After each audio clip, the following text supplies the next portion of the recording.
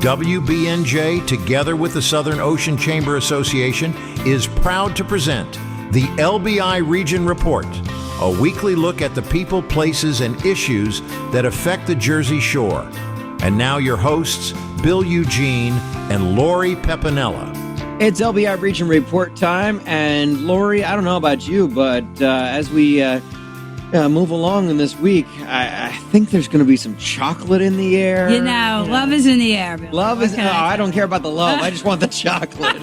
Yeah, we got plenty of Valentine things to talk about, as promised, but we also have a lot of business to discuss. So there's always business. There's always business. It's the beginning of the year. You need to talk about business, but we do have quite a few things coming up. February 19th, because it is National Heart Month, we have our CPR with Paladin. It's a Revive and Thrive training at Manasquan Brewery. So that's going to be a lot of fun. That's coming up February 19th. Please RSVP to that. We have our Women in Business at Habitat in Humanity in West Creek. That's 10 a.m. to 11:30. That's February 24th. Very popular event. Please RSVP to that. And then February 26th, we have our Phillies Pitch After Hours at LBI National Golf and Resort. That is at 6 p.m., and we're going to be doing some giveaways. We're going to be getting ready for a winning season and just sort of rooting in some warm weather, hopefully. So a lot of great business events coming up in February. And then, of course, we have some wonderful Valentine's Day events happening as well. But business is business. And we have very important, which we're very happy to have. One of our banking partners in Southern Ocean County that we love is Manasquan Bank. They have such fantastic people that work there. And we have, of course, Jim Vaccaro, who sort of oversees all the banks, not just in Southern Ocean County, but all the banks. And he's here to talk about the unique nature of Manasquan Bank. For those that might not have heard about it, we're going to really do a deep dive into what makes this bank such a fantastic community partner and a great place where you can trust, where you're putting your money. So how are you, Jim? Thank you very much. Good evening, everybody. Stay warm. Yes. It's really very important, right? It is. Lori said that I oversee everything. The truth of the matter is I'm surrounded by 265 banking professionals that are the best of the best in the industry. So we operate out of 15 branches in Monmouth, Ocean, and Middlesex counties. We have 9 branches in Monmouth, 5 in Ocean, and 1 in Middlesex. And I am privileged to be the chair and CEO and president of the organization. So one of the things that we talk about is what's unique about our organization. And I guess I'd start by saying longevity. Mm. We were born March 21st, 1874. Wow. So if you think of Wonderful Life and you think about what Manasquan Bank is like, and I think that George Bailey has nothing over Manasquan Bank. We've been around for a long, long time. We started as Squan Village Building and Loan Association. As I mentioned, been around for 151 years. And we've grown to a fairly formidable organization. But one of the credos that I abide by and everybody in our organization does is big enough to matter, small enough to care. And that's sort of a lost art in the banking industry. And so we're extraordinarily proud of the way we present ourselves in the marketplace, who we are, what we try to do, make sure that that we're an integral part of every community in which we operate in all of our 15 branches. So it's a unique business model that's unique to the U.S. Unfortunately, to some degree, it's changing pretty rapidly. But from a perspective of Manasquan Bank, we intend to be there for the next 150 years as well.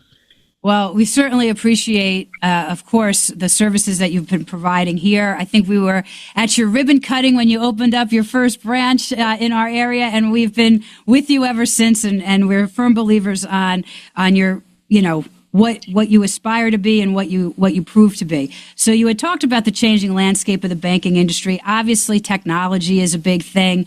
The vital role of what the community banks play, in an area. When you go back to, you had mentioned George Bailey, of course, the savings and loan was the keystone of a community. And, we still like to think that we like a physical bank, even though there's technology, there's, it's ever changing and vast. But, to know people when you walk into a building to know that there is somebody that's going to have a resource, that's going to have an answer, that's going to be able to get you that knowledge firsthand, not, online or through some app. That is key. So I would say, from your vast experience, what role do you feel that in today's world the bank is playing, for our communities? Yes, I think the community banks play an integral role in a whole variety of ways. So one of the things that we talk about, and you'll find out if I have the privilege of getting to know you better, is that I'm full of cliches. And one of them is big enough to matter, small enough to care, which is really very important about who we are and what we represent. People say to me all the time, are you going to abandon the branch model? And my answer is absolutely never. The branch model is the cornerstone of the community banking model. It is being abandoned by some, never by Manasquan Bank. And we have this unique opportunity and/or burden, actually, in the first time in history, of servicing probably 6 or 7 generations, the greatest generation, baby boomers, Gen X, Gen Y, Gen Z, and the alphas. And so how do we create rails and how do we create access points to cater to each of those generations without disenfranchising any of them? So it's a combination of branch banking, telephone banking, online banking, mobility, and the like. And one of the things that we train every one of our people, and it starts with me, is in our organization, it takes 2 people to say no and 1 person to say yes. And so I always tease everybody and say, when bankers are born, their first words out of their mouth are no. And they think because if they say no, they take no risk.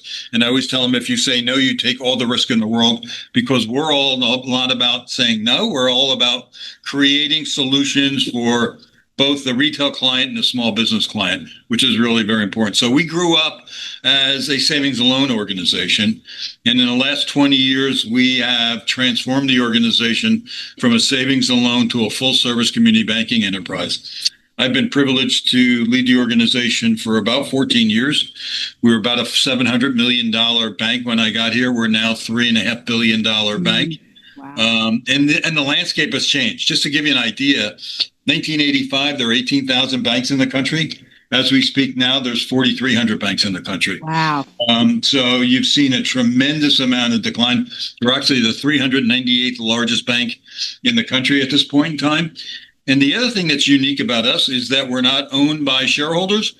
We're a mutual bank, which is by definition a bank that's actually owned by its depositors. Wow. And there's only 426 of us left in the country. And we're actually the 19th largest mutual bank in the country at this point in time. So that is all, important, especially when you see, as you mentioned, branches in communities disappearing. Yes. And, people now having to either be forced to go online, travel farther, or maybe rethink who they're doing business with. And, this is why it's so important to better understand the different models that the banks have and maybe which one's more suitable for how, the customer feels comfortable with. So we don't want to be arrogant to say, we want to tell you how you want to conduct your business with our bank. We want to give you a whole variety of options, all of which are seamless and without a lot of friction. And then you choose the methodology by which you want to interact with us. And whether that be in the branch, whether that be through mobility or through that online, it's incumbent upon us to make sure that we have a combination of high touch and high tech. Well, as you said, because you're reaching all these generations, you're going from alpha all the way to the great grandparent. So you have to make sure you hit it all.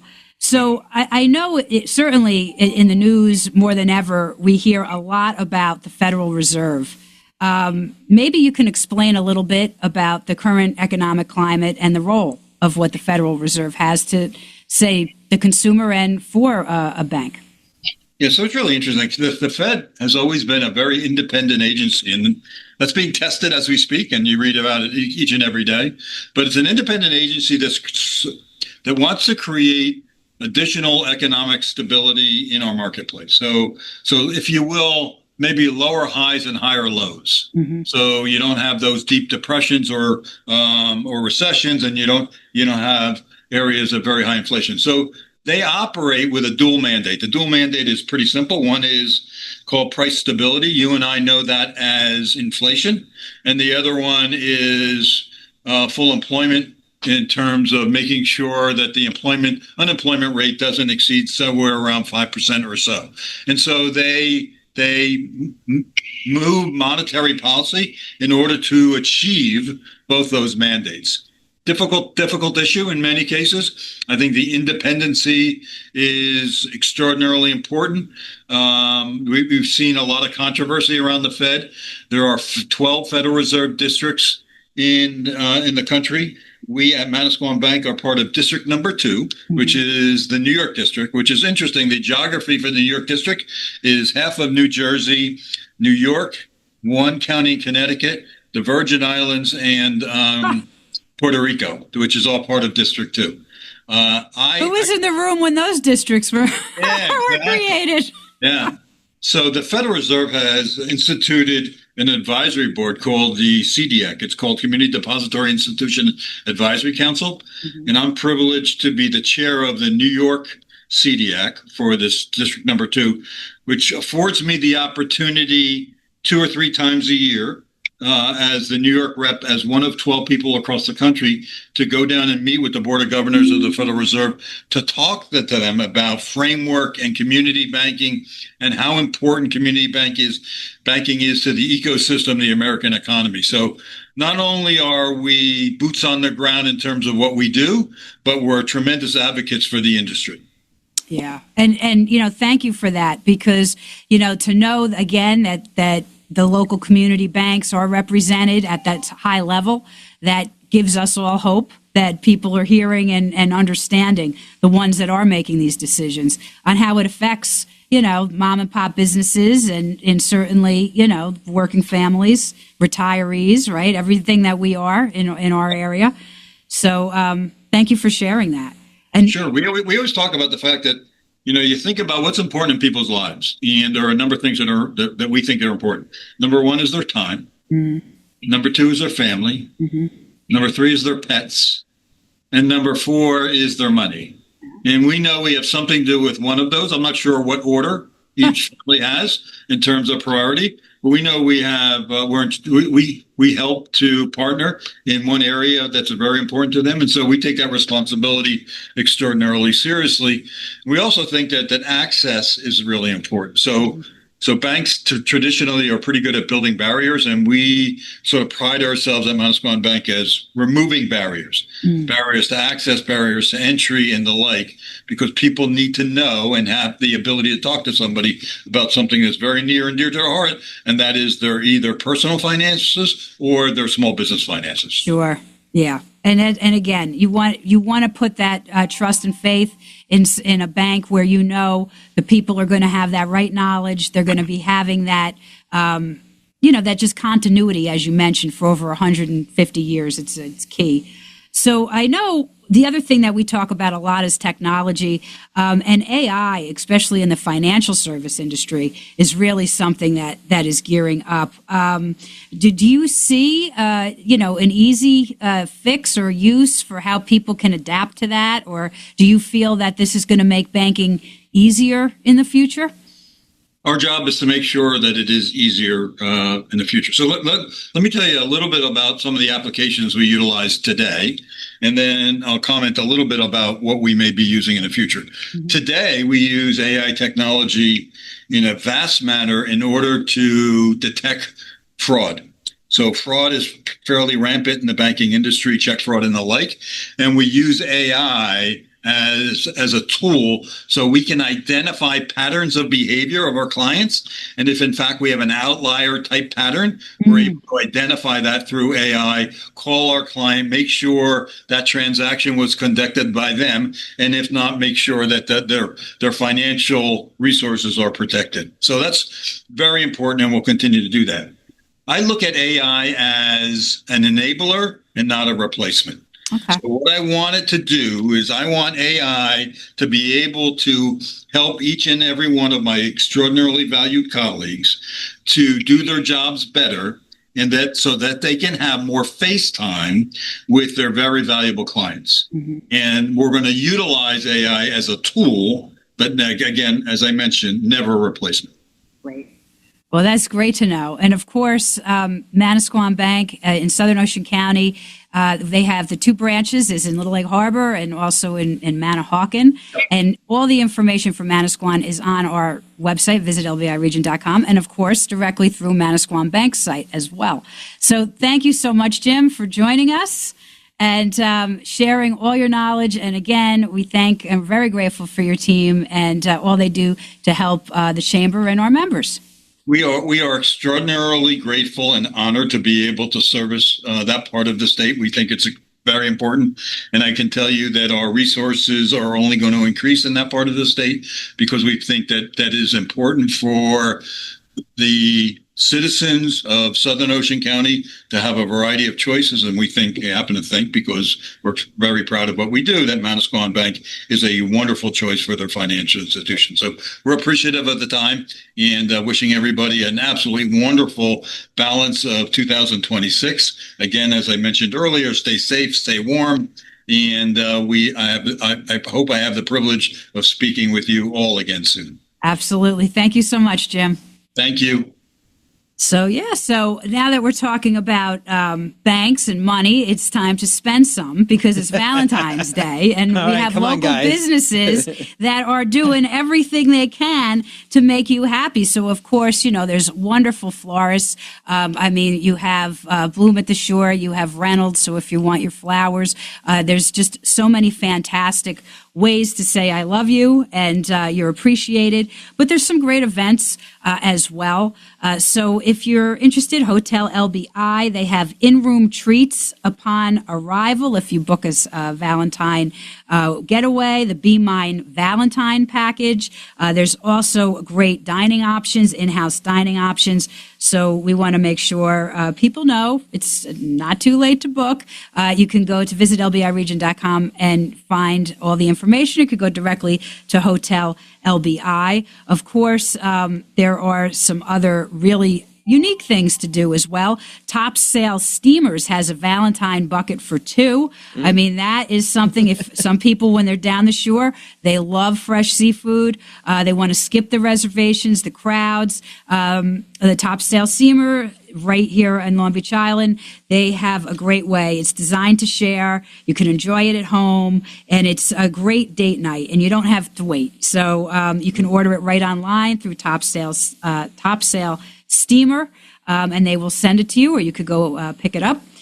There's also, if you're interested in something delicious, a cake decorating class, a sweet memory, February 12th at 6 p.m. It's 2 people are welcome to decorate 1 cake. You can just come out, enjoy light refreshments. It's a fantastic night, and you get to take a cake home for you and your sweetheart. So that's a fun thing to do at Sweet Memory. And then if you want something more family friendly, Chick-fil-A in Manahawkin, they have a really great Valentine gram, and they're offering heart-shaped tray of your favorite, Chick-fil-A foods, a mini plush cow, festive balloon, and a small rose bouquet. You could pre-order. You can go right to Chick-fil-A Manahawkin. You could go on their social. There's a QR code. You could go through visitLBIRegion.com, and it's valid only at the Chick-fil-A in Manahawkin. But again, a really wonderful way if you want to bring something home for your Chick-fil-A lover, for your for your friend or little ones. That's a fun way to do it as well. Then we also have, which is a fantastic idea, igloos at LBI National Golf and Resort and the Wiki Room. They have a Valentine or Galentine's. It's a fantastic private igloo. You could get fondue, champagne toast, just a fantastic winter escape. It's a fantastic date night for couples, for besties. It's up to 4 people. It's available all February. So that is through LBI National right in Little Egg Harbor. So a lot of really fantastic things to do, unique things to do. And then, of course, if you like the performing arts and you want to go see a show, Surflight Theater, Valentine weekend on the 14th and the 15th has the Jersey Tenors. So on the 14th, it's a 2 o'clock show and a 7:30 evening show, and then 15th is a 2 p.m. show, and you could contact surflight.org or call the box office if you want to surprise somebody with tickets, or if you want to just, take yourself out with a group of friends. Great way to spend Valentine's Day. And of course, there is so many other great performances going on. Lizzie Rose, they have a great lineup. So even if it's not Valentine's weekend and you want to surprise somebody with tickets, there's just a great way to come out and enjoy. So we definitely want people to shop local for Valentine's Day. Great bakeries, great restaurants. Of course, you can go to our business directory at visitlbiregion.com and certainly follow us on social, as we'll be dripping Valentine hints throughout the next week. So just a lot of fun things to do. Please, we always encourage people to reserve or book early or pre-order, whatever it is, so that you're not disappointed on a holiday. You have to remember it is higher demand than usual. So please make those reservations this week if you haven't already done that. And of course, we have a few wonderful things coming up. As I had mentioned in the beginning of the show, we have the Revive and Thrive Heart Month happening February 19th. That is at Manasquan Brewery, 12:30 to 3 p.m. There's going to be networking after it. It's just a fantastic way, again, to get that friends and family CPR course done. You can register online at visitlbiregion.com. Then we have the February 24th Habitat for Humanity Women in Business. Attendees will hear from Erica Scales, Director of Operations, and Denise Tinquist, Board President. They're going to talk about all things that are happening at Habitat for Humanity of Southern Ocean County, and it's going to provide an opportunity to talk about home building initiatives, essential role that the Restore plays in supporting local families and connecting with fellow women in business. Again, this is something that is no cost to our members. It's going to be held at their Route 9 West Creek Restore facility, and you do need to register online. And again, that's at visitlbiregion.com, or if you have any questions, you could always call 609-494-7211. This has been the LBI Region Report, brought to you by the Southern Ocean Chamber Association. If you missed any part of today's broadcast, catch an instant replay at WBNJ.org.